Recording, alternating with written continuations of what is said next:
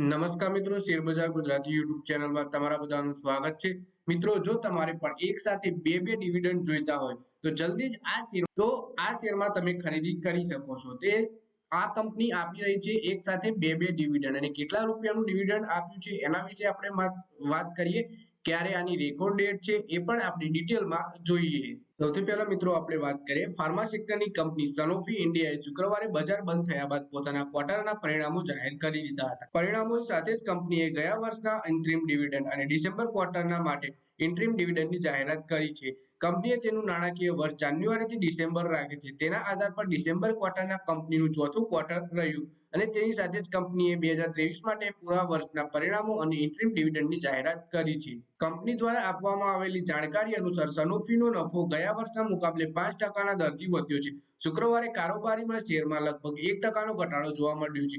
બજાર બંધ થયા બાદ પરિણામો આવ્યા હતા, એવામાં આગામી સપ્તાહમાં પરિણામોની અસર જોવા મળી શકે છે આપણને। કંપનીના પરિણામો વિશે વાત કરીએ તો કંપની દ્વારા આપવામાં આવેલી જાણકારી અનુસાર ચોથા ક્વાર્ટરમાં ફાર્મા કંપનીનો નફો ગયા વર્ષના મુકાબલે 131 કરોડ રૂપિયાથી વધી 138 કરોડ રૂપિયા પર પહોંચી ગયો છે, જ્યારે ડિસેમ્બર ક્વાર્ટરની આવક 672 કરોડથી વધી 694 કરોડ રૂપિયા રહી છે।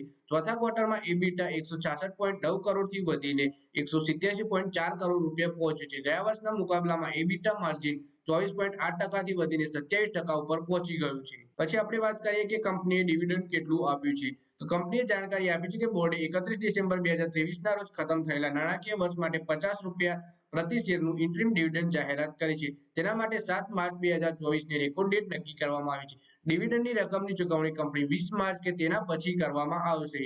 તેની સાથે જ કંપનીએ ડિસેમ્બર 2023માં ખતમ થયેલી વર્ષ માટે ₹117 પ્રતિ શેરના ઇન્ટરિમ ડિવિડન્ડની પણ જાહેરાત કરી છે।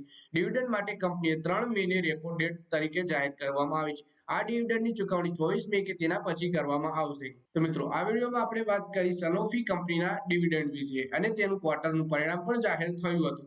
તો કંપનીએ બે ડિવિડન્ડ જાહેર કર્યા છે। પહેલું ₹50નું ડિવિડન્ડ છે, એને રેકોર્ડ ડેટ કંપનીએ 7 માર્ચ નક્કી કરી છે, એટલે કે જો એ ડિવિડન્ડ તમારે લેવું હોય તો 7 માર્ચ પહેલા આ શેરમાં રોકાણ કરવું પડે। અને બીજું ડિવિડન્ડ કંપનીએ જાહેર કર્યું છે ₹117, એ ડિવિડન્ડની રેકોર્ડ ડેટ 3 મે નક્કી કરી છે। એટલે એ ડિવિડન્ડ તમારે મેળવવું હોય તો 3 મે અથવા તો એ પહેલા તમારે આ શેરમાં રોકાણ કરવું પડે। 3 મે એની રેકોર્ડ ડેટ છે, એટલા માટે। તો મિત્રો, આ વિડીયોમાં બસ આટલું જ। હવે મળીએ આવનારા વિડીયોમાં, ત્યાં સુધી વિડીયોમાં લાઈક કરો, કોમેન્ટ કરો, વિડીયો પોતાના મિત્રો સાથે ફેસબુક, ઇન્સ્ટાગ્રામ, વોટ્સએપ બધી જગ્યાએ શેર કરો। શેર બજારની આવી જ માહિતી ગુજરાતીમાં જોવા માટે તમે ચેનલને સબસ્ક્રાઇબ કરી ઘંટડી પર દબાવી દેજો।